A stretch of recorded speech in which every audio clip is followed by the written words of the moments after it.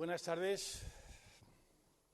Me corresponde a mí hoy, en la sesión de esta tarde, presentarles a una persona que, aunque sea algo que no se debería decir nunca, que no necesita presentación porque es una vulgaridad que no debería uno permitirse, pero en este caso José Antonio Marina es una persona enormemente conocida, una persona que de alguna manera yo le digo muchas veces cuando tengo la oportunidad de presentarle que es un lujo social desgraciadamente muy poco frecuente en una sociedad como la nuestra, en la que personas que tengan una capacidad de pensamiento, de análisis, como la que esta sociedad nuestra necesita tanto, y que lo haga desde esa posición que solamente los filósofos son capaces de hacer, es decir, desde el desinterés. Este es un país que entiende muy fácil el interés porque es algo que se ha manejado desgraciadamente más de lo necesario y entiende poco el desinterés. Pues el filósofo, en mi opinión, es aquel que es capaz de analizar las cosas importantes desde el desinterés material y desde solamente el interés por que los demás entendamos aquello que es importante para nuestra felicidad. Presentar a José Antonio es fácil y difícil porque es un hombre que es muchas cosas, es una cantidad de cosas enormes, las que es y las que hace. Y por lo tanto, decirlas todas es imposible. Es un filósofo, es un pensador, como he venido a decir, es un profesor, es un educador, es catedrático. Realmente yo creo que para él la educación es la clave de casi todo, porque entiende que efectivamente esta es una sociedad que necesita enormes dosis de educación y cree que estamos lejos de esas dosis necesarias. Es un analista de la realidad, como he dicho, y lo hace para intentar ayudarnos. Es un escritor. Y yo le digo siempre que es tan enormemente prolífico que no voy a atreverme a intentar repasar su obra, porque tendríamos que estar casi todo el tiempo que él va a dedicarnos solamente haciendo un repaso a lo que él como escritor ha venido haciendo. Pero lo que sí no me resisto a hacer es que ha sido un escritor que ha escrito sobre temas que realmente solo el nombrarlos nos llevan a entender la enorme importancia que le ha dado a las cosas importantes, a las cosas que de alguna manera nos acercan a todos nosotros a los puntos neurálgicos de nuestro interés.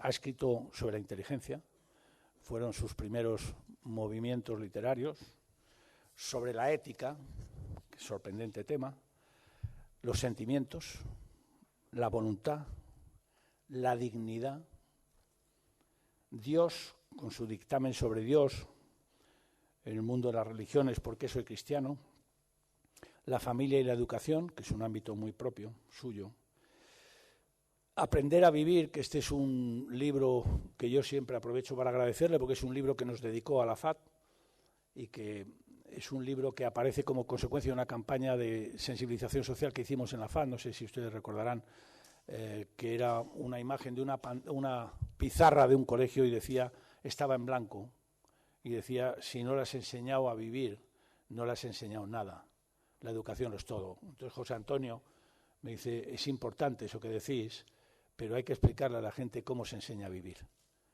Y entonces hizo un libro que ha tenido muchísimas ediciones, en la que con el título Aprender a vivir. Mucho más recientemente ha escrito sobre el miedo, un factor enormemente importante en la vida de todos, en la vida de la sociedad, un elemento fundamental, sobre los deseos, sobre el poder, la pasión del poder. Y yo creo que lo último que yo sepa que ha escrito, que fue hace una semana, por lo tanto me puedo estar equivocando de raíz, porque en una semana José Antonio puede haber hecho muchísimas cosas en este sentido, ha sido un libro muy interesante sobre autoridad. Sobre la autoridad, sobre la permisividad, sobre la educación autoritaria, un elemento que está que es enormemente actual, y que es realmente algo que a todos nos interesa y especialmente al mundo de las familias y al mundo de la educación, tanto en la escuela como en la parte que corresponde a los padres. Ha tenido multitud de premios. Yo voy a citar únicamente lo que fue el Premio Nacional de Ensayo en el año 93 y el último que ha tenido, que ha sido la Medalla de Oro de su Castilla-La Mancha, de su Toledo, hace muy poquito tiempo, y en el medio de estos años pues ha tenido multitud de premios, menos de los que se merece, pero bueno, tampoco hay que exagerar.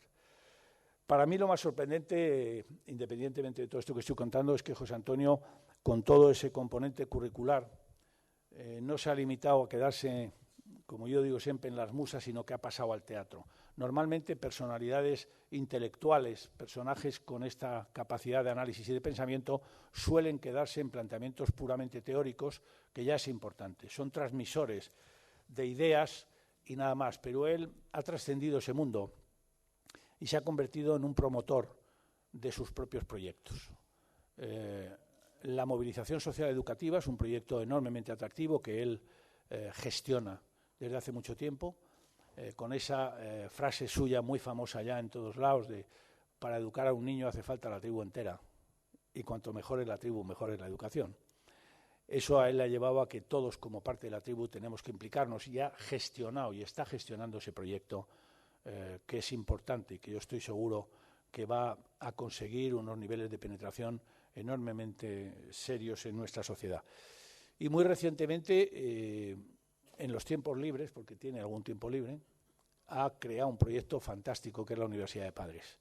La Universidad de Padres es un proyecto al que la FAD se acaba de sumar en una invitación que nos ha hecho recientemente, que yo creo que es el nivel más alto que puede haber de capacitación para padres en lo que es educación. En fin, nosotros en la FAD tenemos muchos programas de formación, creemos que hoy es una de las grandes piezas que hacen falta en la sociedad, que ayudemos a los padres a cumplir, a los padres y a las madres a cumplir su responsabilidad educativa, y él ha creado una universidad de padres que gestiona y en la que, como digo, la FAD es una parte y estamos encantados de estar con él en un proyecto, como siempre, de esa gran posibilidad y de esa gran necesidad como es la Universidad de Padres.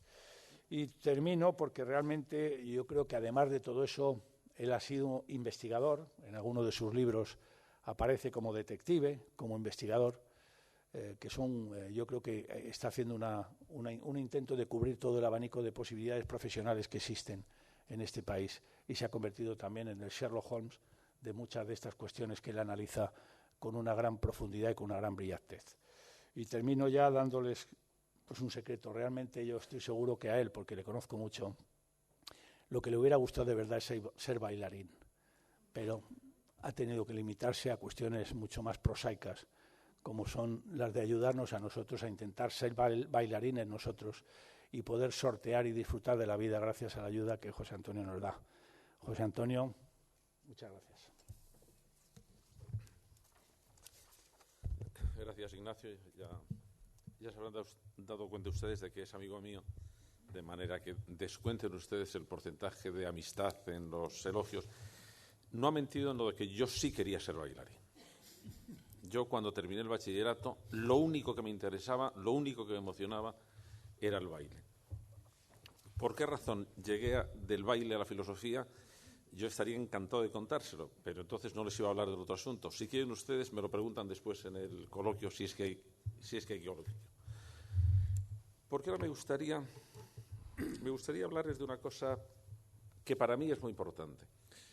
Cuando yo hablo en situaciones, en foros como este, siempre recuerdo la anécdota de dos campesinos vascos. Uno encuentra a un amigo que sale de la iglesia y le pregunta: «Oye, ¿de dónde sales?». «Pues aquí, de la iglesia, de oír al cura». «¿Y de qué ha hablado?». «Pues ha hablado del pecado». «¿Y qué ha dicho?». «Pues no parecía partidario». Es decir, el problema que tenemos al hablar de estos temas es que estamos hablando a convencidos, con lo cual siempre uno tiene la impresión de ¿estaré llegando a alguien más que los convencidos? Y a los convencidos ya estaban de acuerdo. Yo por eso me gustaría hablarles ahora no de los análisis sociológicos, ni científicos, ni del problema, que todo eso se han ido haciendo durante las sesiones que ha habido antes, sino, como ha dicho Ignacio, bueno, ¿y por qué no pasamos a la acción? ¿Por qué nos estamos todos, sobre todo el mundo educativo, nos estamos camuflando, defendiendo o protegiendo en una especie de excusa generalizada de impotencia? Es que no podemos hacer nada. ¿Pero cómo que no podemos hacer nada? Tenemos 7 millones de niños y adolescentes en edad escolar. Tenemos 650.000 padres. Tenemos 25 millones de personas preocupadas y afectadas por la educación, que son los padres, los hermanos, los profesores de estos 7 millones de chicos. Tenemos el 5,5% del Producto Interior Bruto dedicado a la educación. Pero ¿cómo es posible que no vayamos a poder conseguir efectos? Y cuando estamos hablando de efectos, tenemos que decir efectos concretos para resolver los problemas concretos.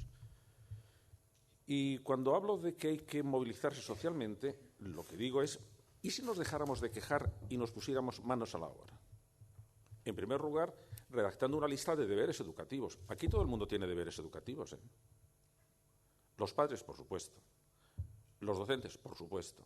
Los políticos, faltaría más. Los policías municipales, y los jueces, y los médicos de familia, y los médicos de no familia, y la administración del Estado. Porque estamos jugando una serie de asuntos muy serios. Y lo que a mí me gustaría dar a los padres y a los docentes es un claro mensaje, en primer lugar, de optimismo. Sobre todo porque si hay dos situaciones en la realidad que tienen que ser estructuralmente optimistas, son los padres y los docentes. Es decir, y que no sea optimista, que no tenga hijos y que no se dedique a la enseñanza. Porque si no tenemos la idea de que podemos hacer algo por nuestros alumnos, por nuestros hijos, algo que sea bueno, algo que vaya a mejorar su situación, algo que vaya a mejorar el mundo, pues casi mejor abstenerse. Pero es que yo sí creo que lo podemos hacer. Y hoy me gustaría centrarme en los padres. ¿Para qué? Para exponeros un proyecto que yo considero que es viable, que es eficaz y que, por lo tanto, lo que tenemos que pensar es si lo aceptamos o no lo aceptamos. Por eso yo vengo a pedirles más que su colaboración, casi que conspiren conmigo. ¿Qué es lo que preocupa a los padres respecto de sus hijos? Les preocupa, primero, que vayan mal en los estudios. Eso es la preocupación generalizada respecto de sus hijos, que tiene bastante buen sentido porque se considera que la persona que mantiene un buen nivel de estudios tiene casi todos los problemas psicológicos, sociales, de amistades, de compañías resueltas. Uno de los problemas que tenemos ahora respecto del nuevo uso de las drogas es que eso ya no se está dando con tanta claridad como antes. De manera que se pueden mantener niveles educativos bastante buenos con otros problemas que han estado sin resolver. Y, de hecho, debemos atender que las encuestas últimas que tenemos resulta que hay el 12% más de depresivos entre los buenos alumnos que entre los malos alumnos cuando llegan a la mayoría de edad. De manera que no está tan claro el asunto. Pero lo que preocupa a los padres es las notas de sus hijos y cómo mejorar las notas de sus hijos. En segundo lugar, que eviten conductas de riesgo. Y dentro de las conductas de riesgo hay muchas.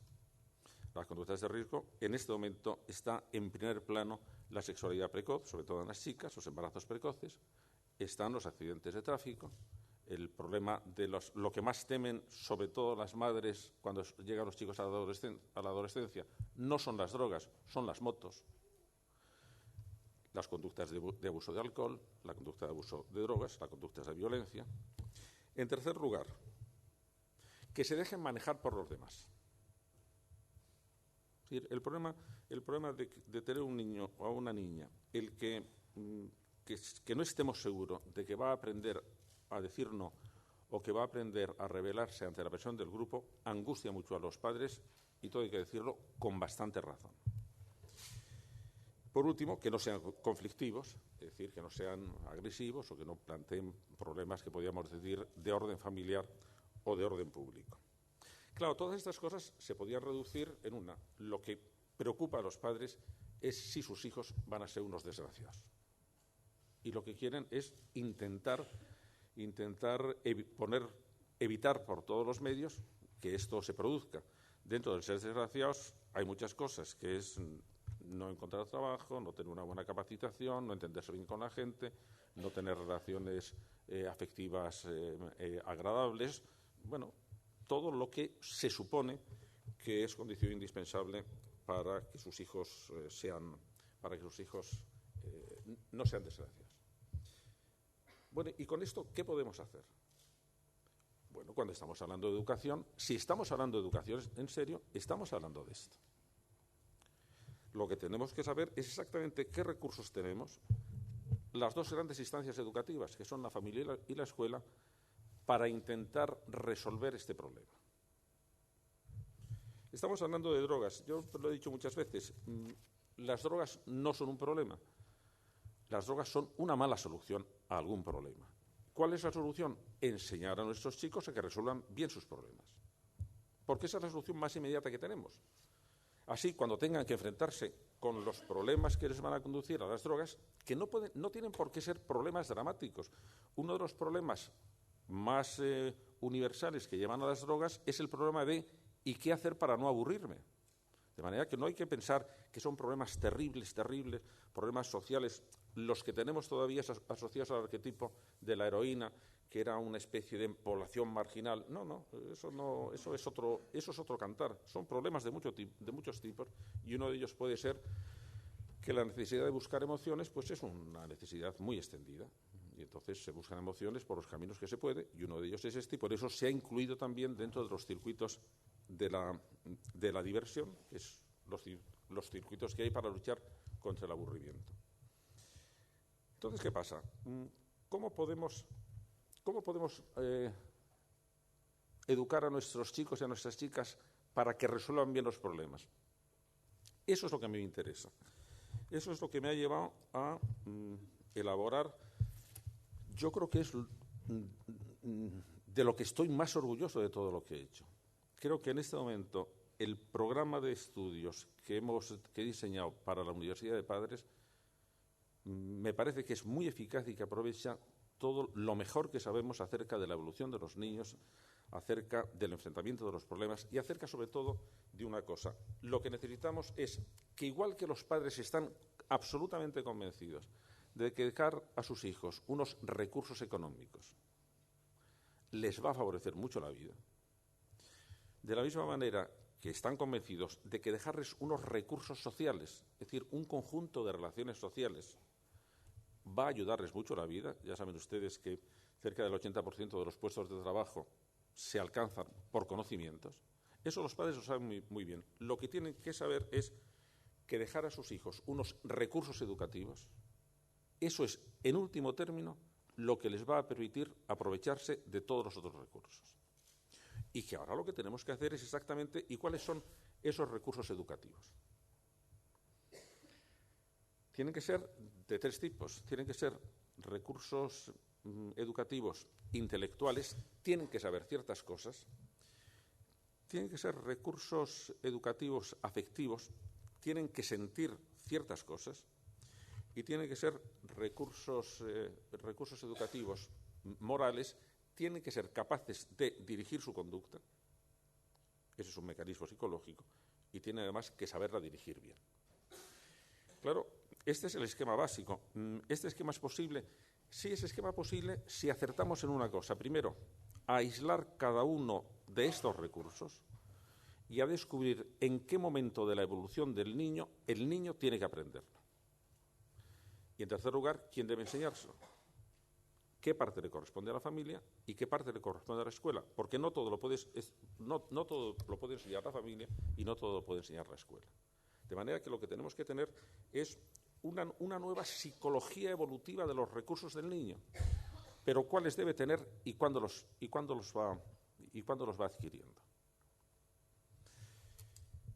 En primer lugar, tiene que tener unos recursos que el niño los va adquiriendo realmente desde que nace. El niño necesita tener una representación del mundo. El niño tiene que ir construyendo su propia imagen del mundo, que es la que le va a servir de referencia. el niño, y esto no es que me meta en filigranas filosóficas, ni el niño ni los adultos, vivimos en la realidad, cada uno vivimos en nuestro mundo. Fíjense ustedes, por ejemplo, una pareja que no se entiende. ¿Viven en la misma realidad? Sí, viven en la misma casa. ¿Seguro que viven en el mismo mundo? No, porque lo que a uno le parece blanco, al otro le parece negro. Lo que a uno le parece que es el colmo del desorden, a otro le parece que es un orden orgánico. Cuando aparecen los malentendidos o cuando aparecen las tensiones, es porque cada uno está refiriéndose a una visión de la realidad donde están sus experiencias, sus preferencias, sus sentimientos, sus recuerdos, las creencias básicas que tiene. Los niños van adquiriendo unas creencias básicas sobre dos cosas, sobre cómo funciona el mundo y si es de fiar o no es de fiar, y sobre cómo funciona él. Y bueno, el que construyan bien las ideas que tiene sobre él mismo y las ideas que tiene sobre los demás va a ser la estructura básica de referencia de su mundo. Y si ese mundo es hostil, el niño va a responder como hostil. Y si ese niño va a tener unas creencias acerca de sí mismo, como que no es querido o que no es valioso o que no es capaz de enfrentarse a las cosas, ese niño va a responder así.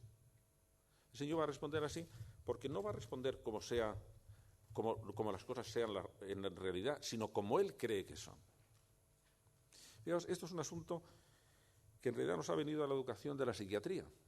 Nos ha venido de la obra de un gran psiquiatra americano, de Aaron Beck, que descubrió una cosa que le llamó la atención y que, como los grandes genios, aquello en lo que nadie se había percatado, a él le intrigó.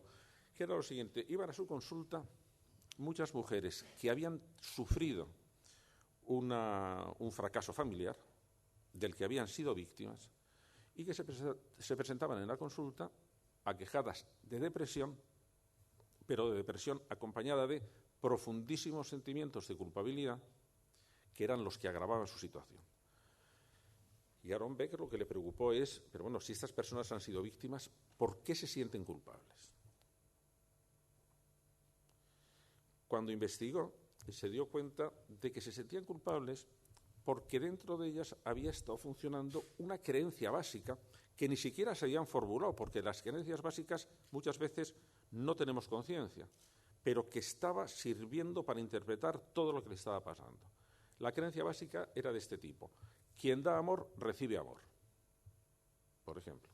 O si eres lo suficientemente lista, buena, cariñosa, tal, te querrán. Una persona que sin saberlo tiene esta creencia básica y lo que recibe de fuera es, pues no te quieren, la conclusión que saca es: algo he hecho mal.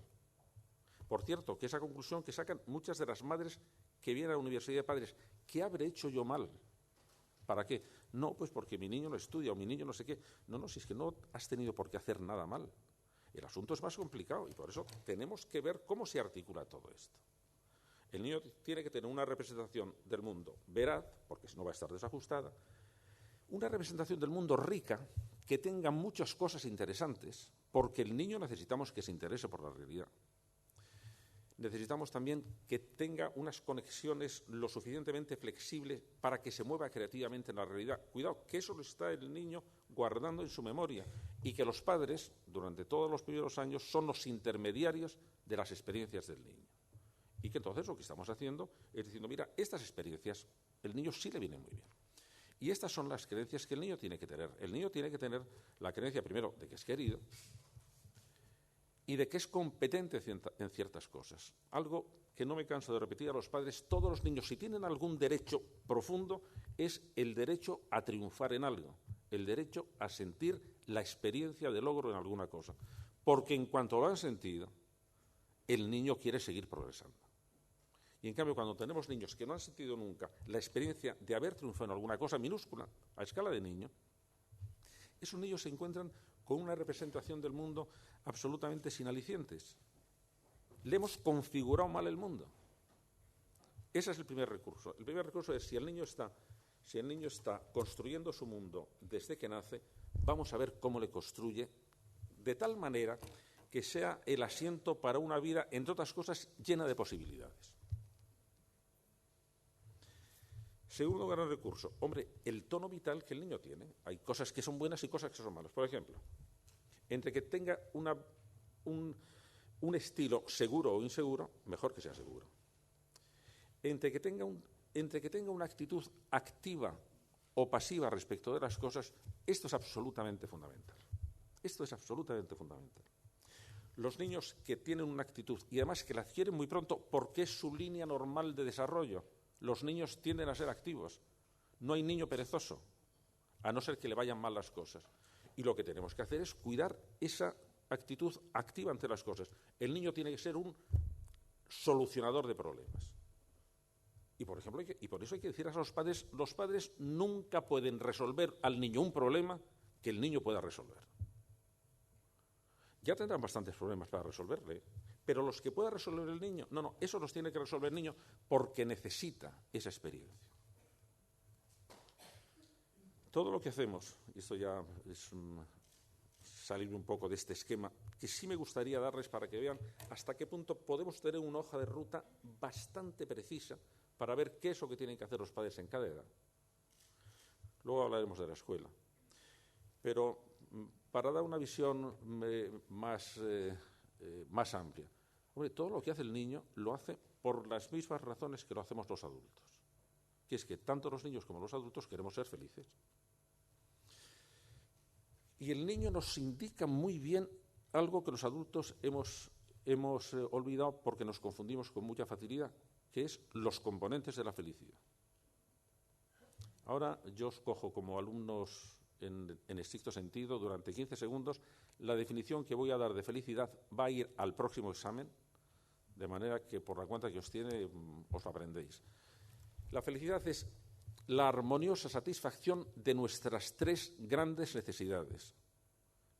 ¿Por qué 3 y no 300? O 400 si voy al Corte Inglés. Pues porque son 3. Y cuidado que cuando esas 3 no se acaban de valorar o no se acaban de satisfacer, o no se satisfacen armoniosamente, aparecen problemas. Y uno de los problemas que puede aparecer es la droga. Pero pueden aparecer otros muchos. ¿Cuáles son los 3? El primero, que necesitamos pasarlo bien. Todos. Necesitamos disfrutar. Es decir, necesitamos una situación, desarrollar nuestro componente hedónico. Cuidado que una de las cosas que está en este recurso que les estaba haciendo es que disfrutar de las cosas es algo que el niño aprende. Para ser más exacto, es algo que con muchísima facilidad el niño pierde. Y que saber que el niño debe poder disfrutar de las cosas, sabiendo, como sabemos ahora, el porcentaje tan sumamente alto de niños que nacen muy vulnerables y que, por lo tanto, tienen muchísima dificultad para ajustarse bien al mundo, ahí tenemos una tarea educativa que hay que hacerla y que hay que tomársela en serio. ¿Por qué? Porque una de las cosas que necesitamos es disfrutar. Y cuando una persona no disfruta, hagan ustedes un repaso a gente que ustedes conozcan. ¿Conocen a mucha gente que esté verdaderamente preparada para disfrutar de las cosas? Que disfrute profunda e intensamente de las cosas que tiene. Yo conozco muy pocas. No sé si es que he tenido mala suerte, pero conozco hasta qué punto está extendido, como lo decía Václavic, el arte de amargarse la vida. Es un arte maravillosamente extendido y absolutamente perverso. Vamos a ver si enseñamos también a los niños a eso. Pero lo cierto es que necesitamos, primero, disfrutar. Segunda necesidad, necesitamos vinculaciones afectivas y sociales satisfactorias y profundas. Lo malo es que muchas veces entran en conflicto, Y si yo quiero mantener unas relaciones afectivas y profundas, a lo mejor pierdo algo de comodidad.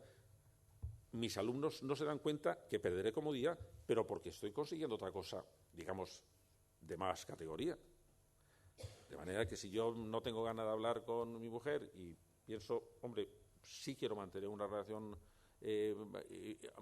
atractiva, interesante y satisfactoria, a lo mejor pierdo algo de comodidad al hablar. Hombre, eso supone que estoy ganando un tipo de satisfacción, digamos, más profunda. algunas veces no se ve, y por eso lo de que tiene que ser una relación armoniosa conviene decirlo, y a la gente joven, a quienes hemos intoxicado de esto, porque les hemos intoxicado de comodidad, hay que decirle, oye, ¿qué es que necesitas también las otras cosas que te van a exigir perder algo de comodidad? Y que cuando se lo explicamos no les importa perder algo de comodidad. Pero hay que explicárselo. ¿Con eso ya tenemos suficiente? No. Necesitamos otro tercer deseo. Es que todos necesitamos sentirnos importantes, sentir que progresamos, sentir que hacemos algo que valga la pena. Pero es que lo necesitamos. Si el niño, fijaros, el niño cuando nace necesita esto, necesita estar calentito, estar bien alimentado, estar limpito. Necesita también el vínculo social con las personas que lo rodean. Pero a los 2 años y medio dice algo que nos retrata hasta tal punto como especie que no deberíamos olvidarlo nunca. El niño dice, mamá, mira lo que hago. ¿Qué ha pedido? ¿Un caramelo? ¿Un bombón? ¿Un donut? No, ha dicho algo absolutamente genial. Estoy progresando y quiero que me lo reconozcas. Y ahí estamos todos, en eso estamos todos. Y cuando una persona siente que no progresa, ese sentimiento de empantanamiento vital es absolutamente cruel. Y por eso lo que debemos hacer es saber que eso es una de las cosas que necesitamos. No es verdad, a mí me encanta, hay por lo menos dos niños, uno más pequeño y otro un poco mayor, que están aquí. Lo que hay que decirles es que naturalmente que quieren una vida cómoda, pero tienen derecho a una vida noble y se la debemos pedir porque la necesitan. Y cuando nos estamos dejando llevar de nuestro pesimismo de adultos y pensamos que al fin y al cabo todo es esto, les estamos haciendo una faena terrible, porque estamos hechos para llevar una vida hedónica y para llevar una vida noble, porque tenemos esta especie de necesidad de ser más grandes de lo que parecemos, de ser capaces de hacer cosas. A lo mejor no las hacemos, pero tenemos esa inquietud absolutamente metida en nuestras entrañas. Necesitamos sentir que progresamos. Y lo primero que hay que hacer con los chicos es que necesitan saber que progresan. ¿Por qué había tantas neurosis en la ama de casa? Pues porque es un tipo de trabajo donde en principio no hay progreso y no hay reconocimiento. Pasaporte directo al manicomio, sin duda alguna, porque necesitamos lo otro. Y tenemos que dárselos y tenemos que exigírselos a nuestra gente joven. Os decía que el segundo recurso es ¿y cómo hacemos que tengan este tono vital animoso? Esta vitalidad, esta energía, esta capacidad de actuar. Bueno, ahora sabemos más o menos cómo podemos fomentarla desde muy poquito. Porque tenemos que descubrir algo que, aunque parezca imposible a las madres, la pedagogía ha tardado mucho tiempo en admitir, que es que los niños no nacen iguales. Bueno, era llamativo. En realidad, la primera que empezó a escribir de esto, que era una pedagoga que produjo mucho escándalo, que era Judith Harris, dijo, yo me di cuenta un día que estaba sentada en mi jardín, en un jardín de estos americanos con una valla baja, y por la calle venía una madre con una niña y con un niño pequeños. Entonces yo tenía un perro pequeñito y empezó a ladrar. El niño se soltó y se fue a la acera de enfrente llorando como un descosido porque le daba miedo al perro. La niña, en cambio, se soltó de la mano y se fue a acariciar el perro. ¿Qué hizo la madre? La madre fue a la niña, le dio un cachete y dijo, niña, hay que tener cuidado con los perros. Luego se fue al niño y le dijo, niño, no hay que tener miedo a los perros. Vamos a ver, la política educativa de la madre respecto de los perros, ¿cuál era? Pues dependía del niño. A uno había que frenarle y a otro había que animarle. Bueno, es que en esas estamos. Lo que sabemos ahora es que la matriz de la personalidad, y me gustaría que subrayaran eso, la matriz de la personalidad está compuesta por 3 características. Una es el temperamento del niño, que es las pautas normales como responde a los estímulos, que es lo que hace que haya niños inhibidos y niños lanzados, que haya niños sociales y niños asociales, que haya niños fáciles y niños difíciles. Otro, el género, que sea varón o hembra.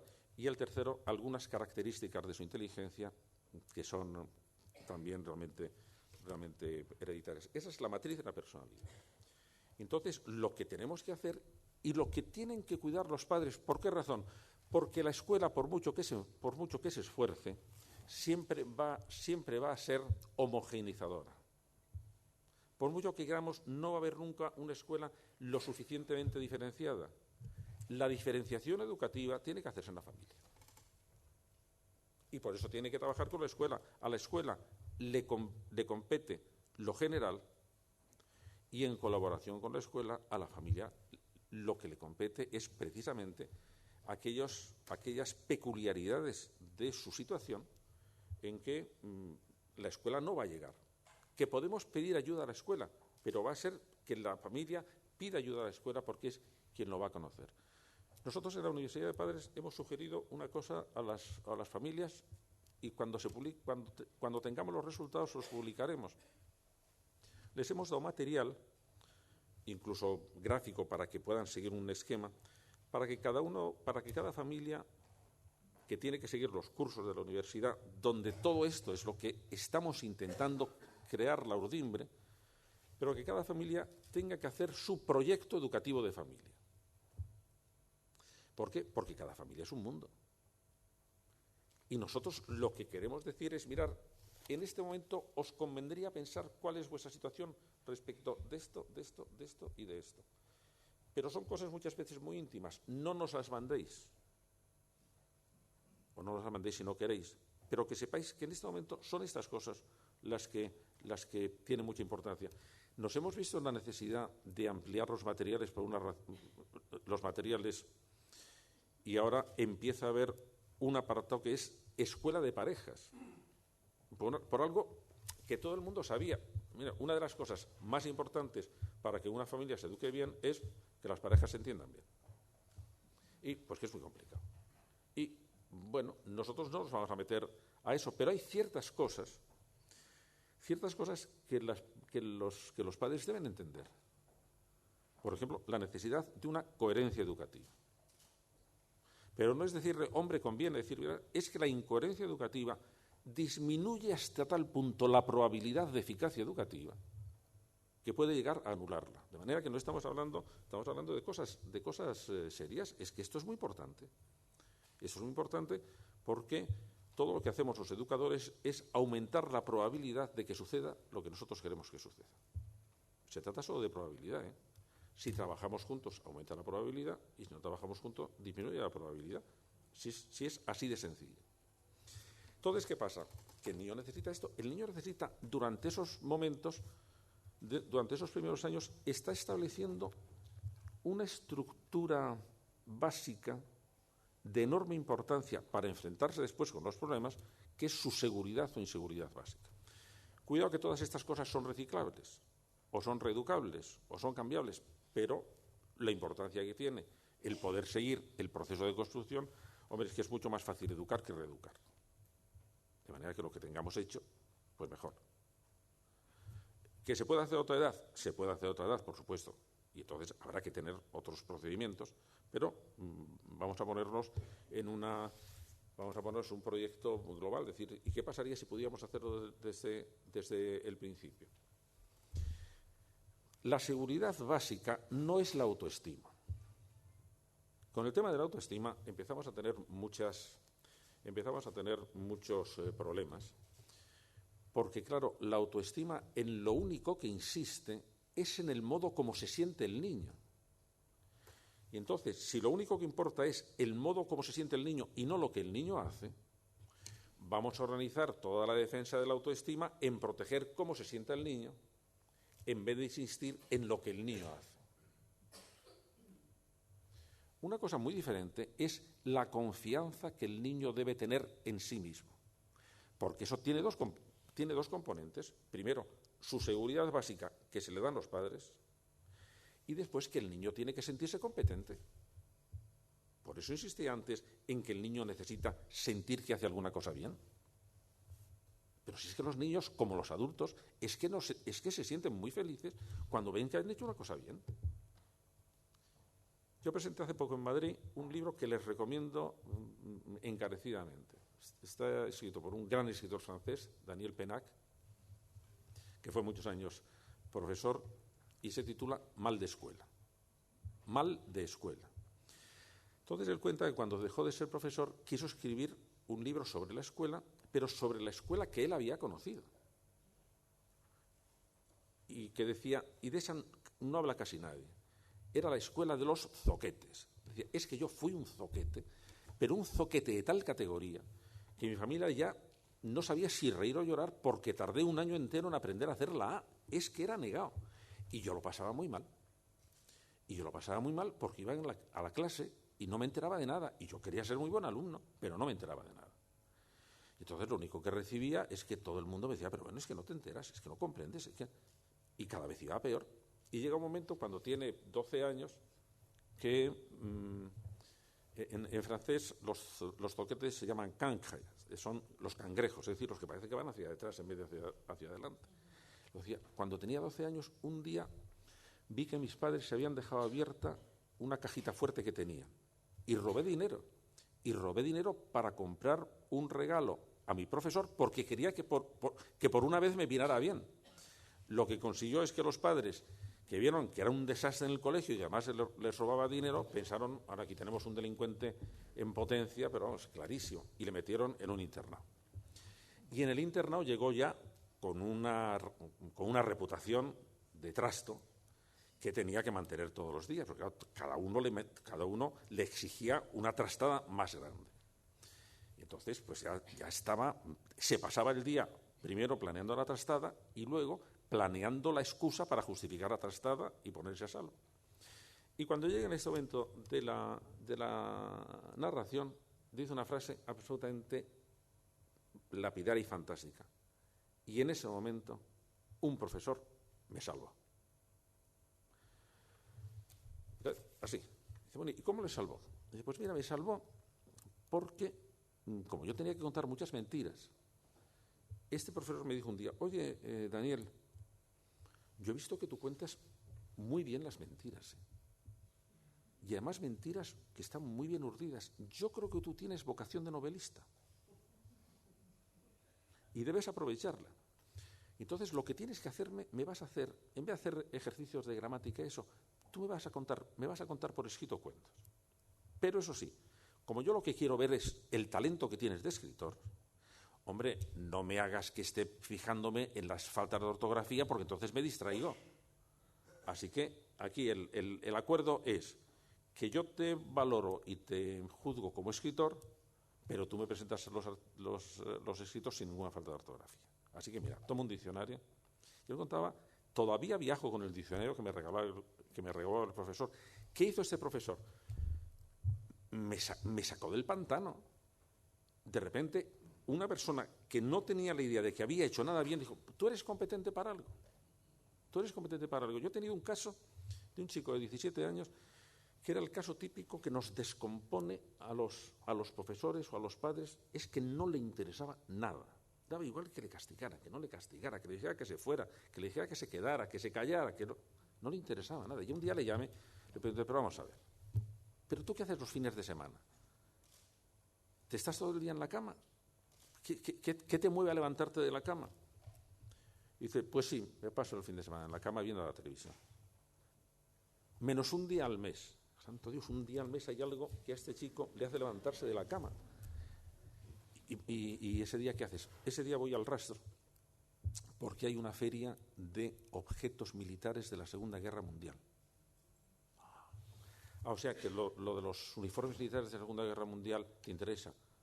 Sí, entonces ¿qué haces? Pues conoces, no sé, cómo eran las botas del ejército alemán. Y mira, con un aire superior y me dice, ¿de qué cuerpo de ejército? ¿De qué división? ¿De qué regimiento? ¿Y de qué arma? Digo, ¿pero cómo? ¿Que te lo sabes todo? A ver, pregúnteme. Yo no sabía, la verdad. Bueno, pues del cuerpo de ejército que mandaba el general Rundstedt y que estaba... Bueno, el hombre aquel se sabía todos los utensilios militares de todos los cuerpos de ejército. Era eso lo único que había conseguido que le interesara. Cuando le dije, oye, ¿por qué no das mañana una conferencia la semana que viene una conferencia a tus compañeros sobre sobre eso, sobre el uniforme de las unidades de élite ¿Pero puedo traer algún casco? Sí, hijo, sí, trae un casco, trae lo que sea. Bueno, a partir de ese momento, es verdad que ese chico empezó a cambiar, le empezó a interesar mucho la historia. Había hecho algo bueno, había hecho algo que los demás le habían aplaudido. Había salido de la intrascendencia, de la insignificancia. Y chicos, es que eso lo necesitamos todos. Y lo que estamos haciendo es, vamos a ver cómo sacamos al niño de la insignificancia, que es dándole la seguridad básica de que es valioso para nosotros, pero favoreciendo sus competencias, a ver qué es lo que hace bien. Y ahí sí tenemos unos planes estupendos para poder hacerlo. Se trata de que tenemos a nuestros alumnos, a nuestros niños, que ir planificándoles unas metas que sean lo suficientemente difíciles para que tenga la satisfacción de yo lo he conseguido. Hombre, lo suficientemente fáciles para que el porcentaje de fracasos no sea excesivo. Pero es que eso sabemos cómo hacerlo. Y es que eso, lo que se trata es de darse cuenta de que estamos asistiendo a una creación de hábitos en el niño que no se improvisan y que, por lo tanto, tenemos que saber, bueno, cuál es la ruta para conseguirlo. El abuso de sustancias en España aparece alrededor de los 14 años, según el libro estupendo que acabáis de publicar. Realmente estupendo el libro. ¿Qué pasa? Que lo que tengamos que hacer en contra de las drogas tendremos que hacerlo antes de los 14 años, ¿eh? Porque cuando aparece es otro cantar. Cuando aparece el problema es otro asunto. Entonces habrá que resolver el problema. Lo que nos interesa es evitar el problema. Y no solo este problema, sino muchos problemas, el fracaso escolar, la violencia, las conductas de riesgo. Pero es que todo parte de lo mismo. Es que hay que capacitar a nuestros chicos y a nuestras chicas para que tengan los recursos suficientes. Y yo en ese momento me estoy centrando en la tarea de los padres, que la tarea de los padres va creciendo conforme pasa el niño. Es decir, cuando el niño entra en la escuela primaria, ese es un momento absolutamente decisivo. ¿Por qué? Porque se encuentra con tareas nuevas y se encuentra con el problema de la socialización. En ese momento al niño lo que hay que cuidarle es que el niño tiene que tener amigos. Y todas las madres saben que la tragedia que supone cuando un niño viene diciendo pues no juegan conmigo o no me han invitado a la fiesta. En ese momento necesitamos la socialidad. Cuando entran en secundaria, que es el otro momento, necesitamos justo lo contrario, la independencia del grupo. Cada cosa tiene su momento. Y lo que pasa es que ahora, aprovechando las masivas investigaciones que están haciendo en todo el mundo, ahora sabemos por dónde podemos organizar todo este tipo de saberes. ¿Se puede hacer que los niños sean optimistas en vez de pesimistas? Se puede hacer, se puede facilitar. Nunca hay algo absolutamente seguro en educación. Se puede aumentar la probabilidad. ¿Por qué? Pues, por ejemplo, por cómo el niño se explica sus éxitos y sus fracasos. Yo recomiendo a los padres que tienen que fijarse mucho en eso. Pues porque unas veces nosotros todos tenemos un sistema de buscar responsabilidades. Hay personas que siempre se hacen ellos responsables y hay personas que siempre echan la culpa a otra. Y eso es una estructura muy profunda, aprendida pero muy profunda. Y entonces sí debemos estar al tanto de qué es lo que pasa con esto.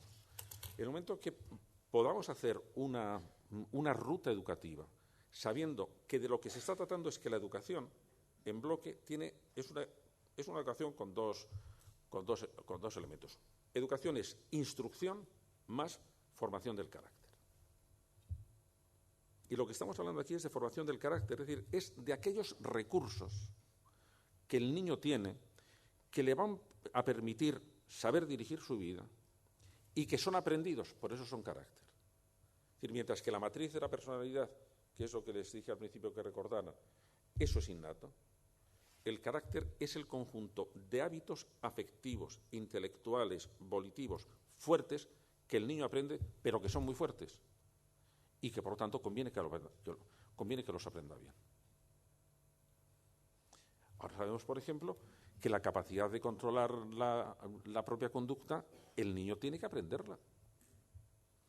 Y que el aprendizaje del control de la propia conducta está muy relacionado con el aprendizaje del lenguaje. Y que el momento oportuno de hacerlo es hacia los 4, 5, 6 años, en los que, como todos ustedes habrán observado, el niño hace una gigantesca un gigantesco golpe de genialidad. El niño que ha empezado aprendiendo a obedecer las órdenes de su madre, cuando llega a esa edad empieza a darse órdenes él mismo. Dice lo que tiene que hacer. Cuando tenemos ahora un número de casos disparatadamente alto de niños impulsivos, es decir, así calculando, entre los que estamos aquí, seguro que hay por lo menos 4 o 6 niños de sus familias que sean hiperactivos. Bueno, ahora lo que estamos viendo es que no hay tantos niños hiperactivos patológicos, lo que hay es niños que no han aprendido a controlar su propia conducta porque tienen que aprenderla. Y cuando les queremos reeducar, lo que les decimos es una cosa que parece muy sencilla, porque es casi reproducir el consejo que nos daban nuestras abuelas. Les tenemos que enseñar a que se den órdenes a sí mismas. Aquello que decían las abuelas, cuenta 9 antes de actuar, bueno, pues es aproximadamente un poquitín más. Pero tenemos que aprender a que el niño sepa tratarse bien a él mismo. Que se explique bien las cosas. Es de tal importancia. Fíjense ustedes, por ejemplo, un caso de una alumna de primero de bachillerato. Puede ser de un alumno, da igual. Una alumna. Ha quedado un chico en llamarla el sábado. Y el chico no la llama. Bueno, todos ante esa situación nos damos alguna explicación. ¿Qué tipo de explicación nos damos? Pues un poco el estilo de explicación que hayamos aprendido. Y esta chica puede darse por de pronto dos. Una, puede enfadarse contra el chico, es decir, pues me ha fastidiado la tarde, pues es un informal, pues un tal. O puede de repente echarse la culpa a ella. Y llegar, por ejemplo, a la conclusión, no, si yo sé que no gustan los chicos. Cuidado, porque el tipo de comentario que se haga tiene una importancia en todo su metabolismo vital que tenemos que saberlo, que tenemos que entenderlo, que tenemos que enseñarle. Te decía que yo estoy realmente entusiasmado porque por las posibilidades que veo en este programa, que es un programa que exige tiempo, que es un programa que es muy minucioso. Por eso, para mí ha sido una enorme satisfacción el que la FAD y la Universidad de Padres haya llegado a un acuerdo. Creo que es no sé si puedo explicar un momento. Creo que es un acuerdo que es muy ambicioso, porque de lo que se trata es de que los padres que lo pidan a la Fundación van a recibir el día del cumpleaños de su hijo y 6 meses después, indefinidamente, 3 tipos de información, que son las informaciones que estamos manejando en la Universidad de Padres. Primero, a su hijo en este momento le están pasando estas cosas, que es un capítulo de psicología evolutiva. Segundo, estos son los recursos que en este momento conviene cuidar para que el niño los vaya asimilando. En este momento estos son los más importantes. Y tercero, y estos son los problemas más frecuentes que suelen aparecer a esta edad. Y hasta donde sabemos, esta es la mejor manera de resolverlos. Claro, que los padres se encuentren con que una fundación les está mandando esa información cada 6 meses, coincidiendo con el crecimiento de su hijo, a mí me parece un programa de una ambición, de una humildad también, porque llegamos hasta donde llegamos, pero que lo que demuestra es una confianza en que no estamos aprovechando bien las posibilidades de la educación. Tenemos en este momento muchos conocimientos, tenemos muchos recursos. En este momento el hecho de que podamos contar con nuevas tecnologías es una gran ayuda. Y lo mismo sucede, por ejemplo, con la Universidad de Padres. La Universidad de Padres está abierta a todo el mundo porque además es gratuita, igual que el servicio de la FAD. Quien quiera saber lo que estamos haciendo o quien quiera matricularse, porque está abierta la matrícula para niños hasta 9 años, el año que viene llegamos hasta 16 años, solo tiene que entrar en nuestra página web, que es www.universidaddepadres.es. www.universidaddepadres.es. Y con todo esto, ¿qué pretendemos? Hombre, es solo el papel que corresponde a los padres. Pero detrás de lo que vamos es de que el espacio educativo del niño. Si ustedes se acuerdan cuando estudiaban geometría, la elipse es una curva muy especial porque tiene dos centros, mientras que el círculo tiene solo un centro, la elipse tiene dos centros. Bueno, el espacio educativo, metafóricamente, es una elipse y los dos centros son la familia y la escuela, que forman el equipo educativo básico. Y por eso el paso siguiente es: necesitamos hacer una pedagogía compartida escuela-familia. Porque estas cosas, en parte las está fomentando la familia y en parte se debe hacer en la escuela.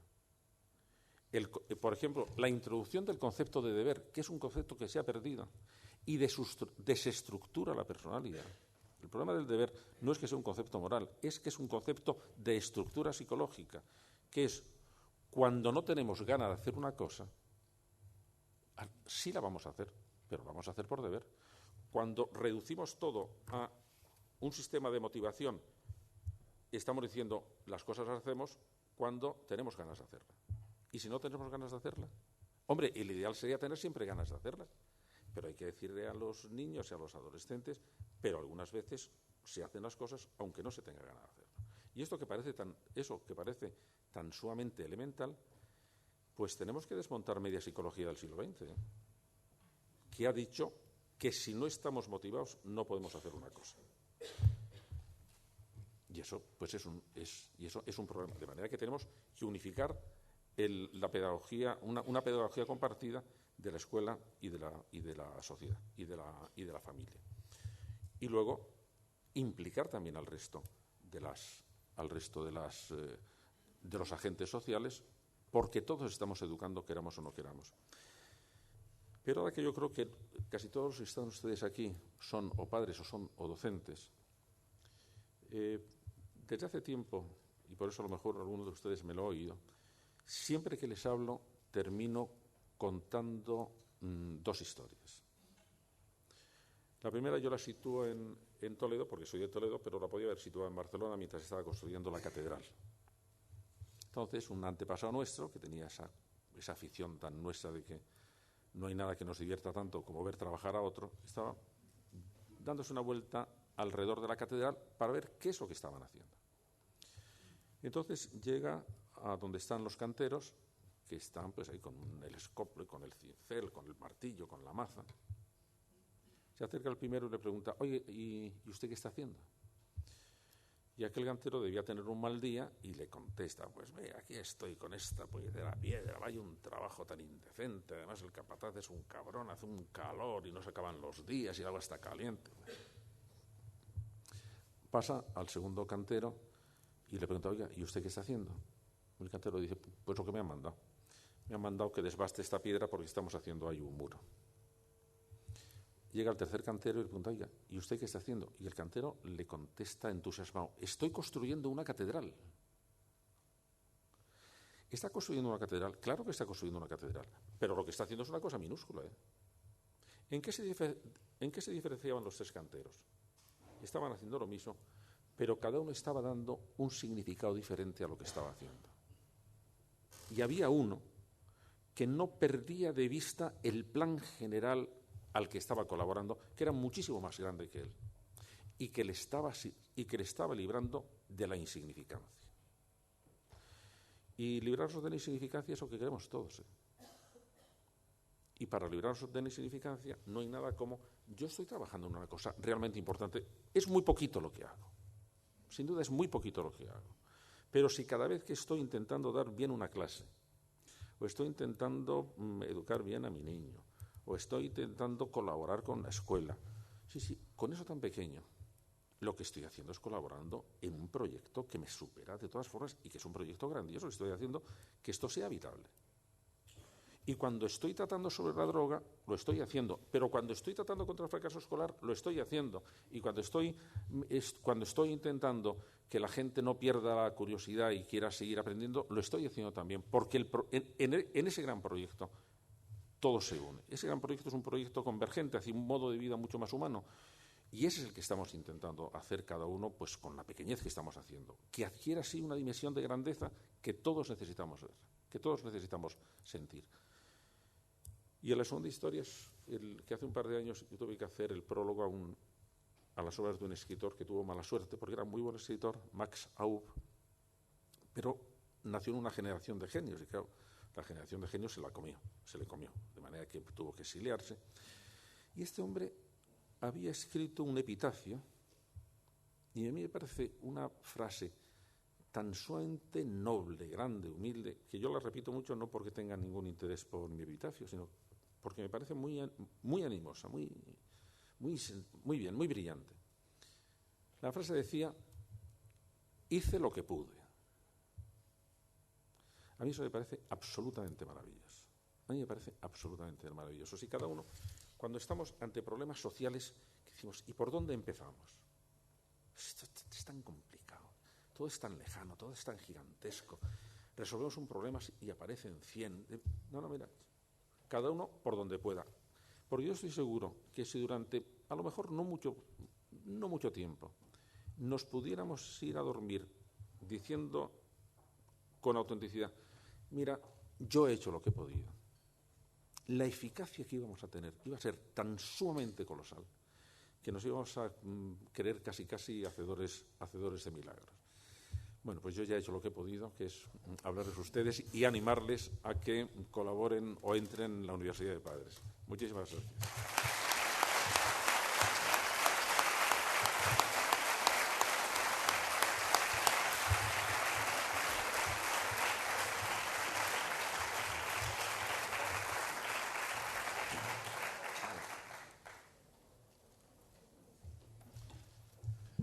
No sé si alguno de ustedes quiere hacer alguna pregunta.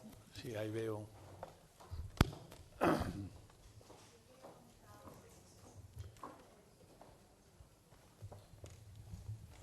Quería comentar 3 cosas.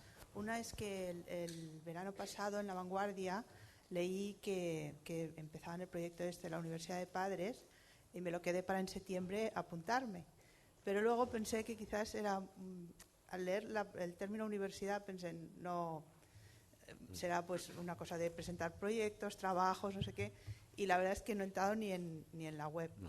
Pero creo que para el curso que viene ya tiene un alumno más. Ya sabéis que se matriculan por la edad de los padres, perdón, por la edad de los hijos. Por la edad de los hijos, de manera, porque además, porque es que además estamos...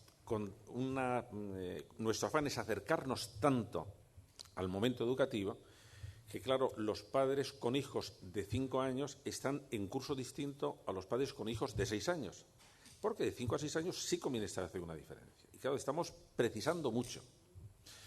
Y estamos teniendo un éxito realmente muy grande, tanto que estamos un poco abrumados por la cantidad, por el número de matrículas. Porque los padres, lo que se tienen, una vez que tienen plaza, nosotros firmamos un compromiso con ellos. La Universidad de Padres se compromete a lo que les vamos a decir es lo mejor corroborado que tenemos, la mejor documentación que tenemos, las prácticas educativas mejores. En segundo lugar, que no tenemos ninguna vinculación ni económica, ni religiosa, ni política, sino estrictamente educativa. Y en cambio los padres se comprometen a que van a hacer los deberes. Porque si no presentan las actividades al tutor, pues los despedimos sin misericordia. Y estamos viendo realmente situaciones muy graciosas, porque los padres están adoptando actitudes de alumnos. Y entonces tienen que mandar ahora cada 15 días. Y como es un programa electrónico el de recepción, cuando se cierra el día 15 ya no lo admite.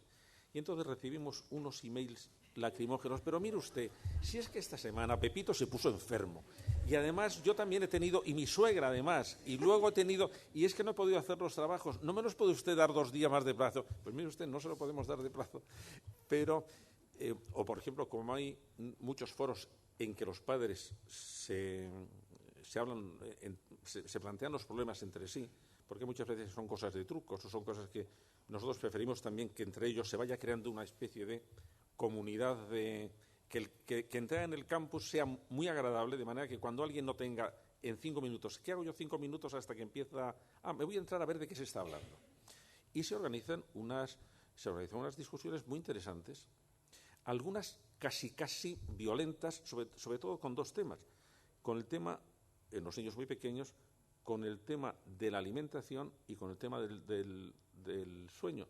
Hay una especie en este momento de fractura social que ha tenido, que aquí en Cataluña es muy clara, entre los partidarios del doctor Estíbil, que es al niño hay que ponerle normas desde el principio, y los partidarios de todo esto de la crianza natural, de la Liga de la Leche, de Carlos González, del Quiéreme Mucho, y bueno, son unas discusiones verdaderamente apasionantes.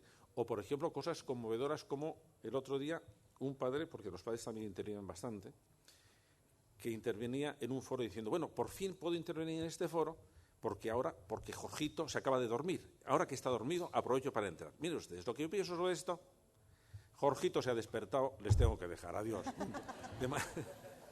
De manera que estamos siguiendo la vida de las familias. Me parece conmovedor y creo que el interés educativo de las familias es fantástico. Fantástico. Lo que pasa es que están muy confusas, reciben mensajes contradictorios. Y en este momento las madres que trabajan siguen recibiendo unos mensajes de culpabilización que son absolutamente injustos. Y que intentamos también, claro, vamos a quitar también culpabilidades, porque lo que necesitamos es recuperar de alguna forma un discurso optimista y alegre de la educación, que es que cada vez que hablamos de la educación estamos hablando de los problemas de la educación. No, vamos a hablar de las posibilidades de la educación. Ver crecer a un niño es una cosa maravillosa. Vamos a ver si cambiamos, y yo creo que los padres, cuando sienten que tienen detrás pues un grupo de personas que lo único que les interesa es ayudarles a que hagan las cosas bien, pues se encuentran muy tranquilos, se encuentran contentos. O sea que realmente estoy muy satisfecho del asunto. No sé si se me nota, pero está. ¿Usted quería algo? Sí.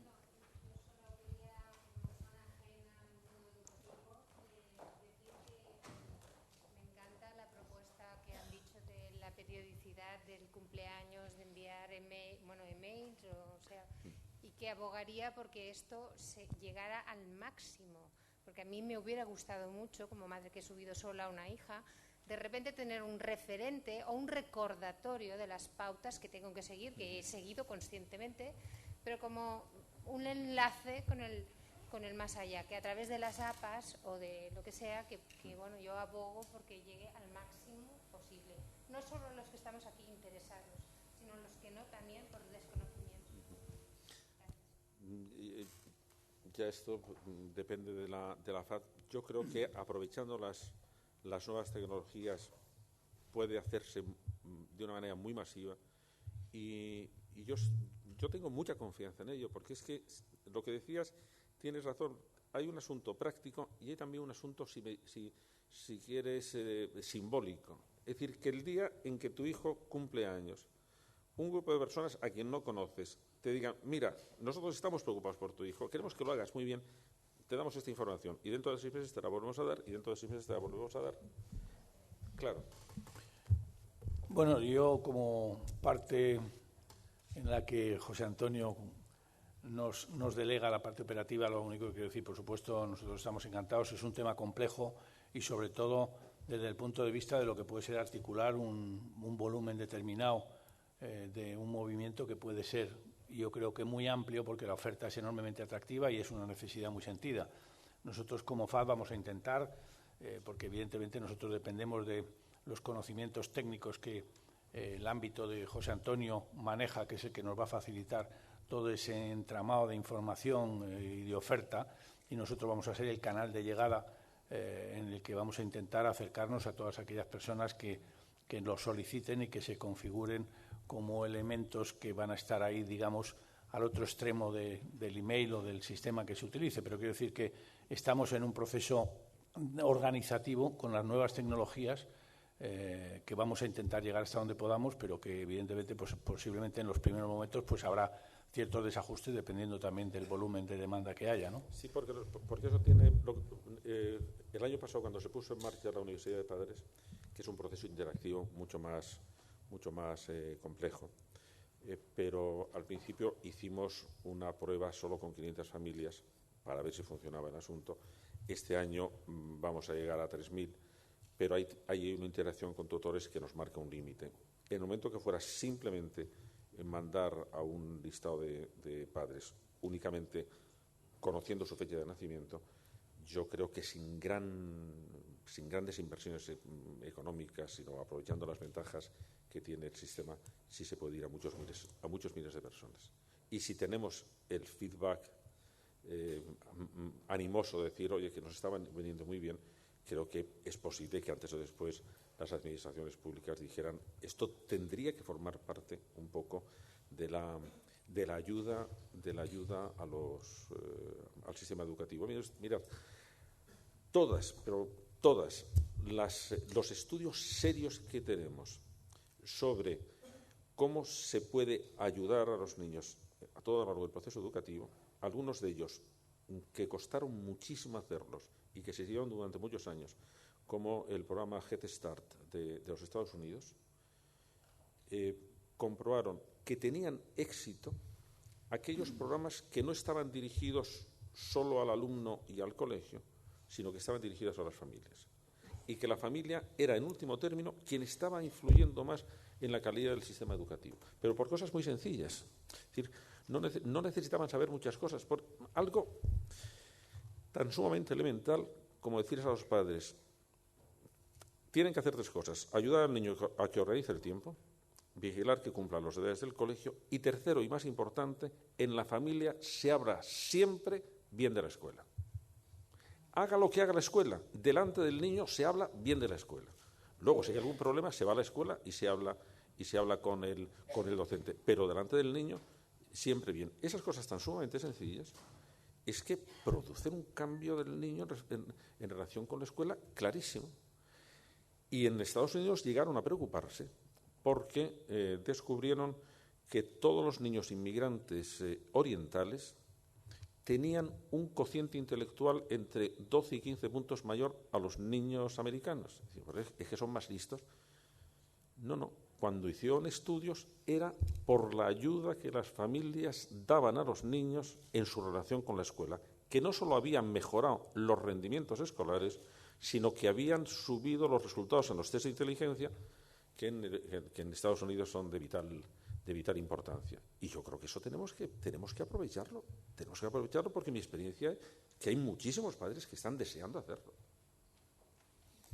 Bueno, muchas gracias. Yo no sé si hay alguien más. La última, usted quería una última pregunta, pues hay 2, porque ya es... Ya. Bueno, estamos fuera de horario, pero Oye, María, por favor. ¿me puedes pedir un taxi? Que me tengo que marchar al aeropuerto. Que va al aeropuerto, con lo cual va a salir. andamos un poco a ver. Bueno, si no, rápidamente, agradecerte esa intervención que como siempre es maravillosa, como sin recursos tecnológicos ni nada, consigues mantener el interés y la atención de todos con una claridad y una contundencia en los mensajes. Agradecerte esto, indicar que yo también fui padre de un niño hiperactivo y esto que has dicho realmente confirma que es necesario esa vinculación con la escuela y ese trato que hemos de tener, esas pautas, esas normas, y en este momento está dirigiendo un gran equipo de investigación en Estados Unidos, pero que pasó realmente por momentos bien difíciles. Entonces, tu mensaje realmente ha sido para mí reforzante. Sí, eso que indicaste al principio de que querías ser bailarín, no sé si es por la creatividad corporal, siempre la creatividad ha sido un punto relevante, pero sí estoy interesado en conocer. No, era por una razón muy sencilla, que luego me di cuenta, no pude estudiar ballet porque no había dónde estudiar, y entonces empecé a estudiar Historia del Arte, que era común con la filosofía. Entonces, en Historia del Arte me di cuenta de lo que a mí me gustaba, me emocionaba y me sigue emocionando del baile, es algo que se puede dar en muchas actividades humanas y que yo creo que es una de las experiencias más maravillosas que tenemos, que es la experiencia de transfigurar el esfuerzo en gracia. Transfigurar el esfuerzo en gracia. Cuando veis a un bailarín que está haciendo ejercicios de barra, es un espectáculo tristísimo, lamentable, y les duelen los pies, están llenos de mataduras, de tiritas, de hematomas, sudan como condenados, bueno, se quejan mucho, ya. Pero ese esfuerzo que están haciendo les permite que cuando salen a bailar parece que no tienen cuerpo. Y claro, pasa lo mismo con el estudio. Lo que yo le digo a mis alumnos, mira, estudiar es una pesadez, pero saber es una maravilla.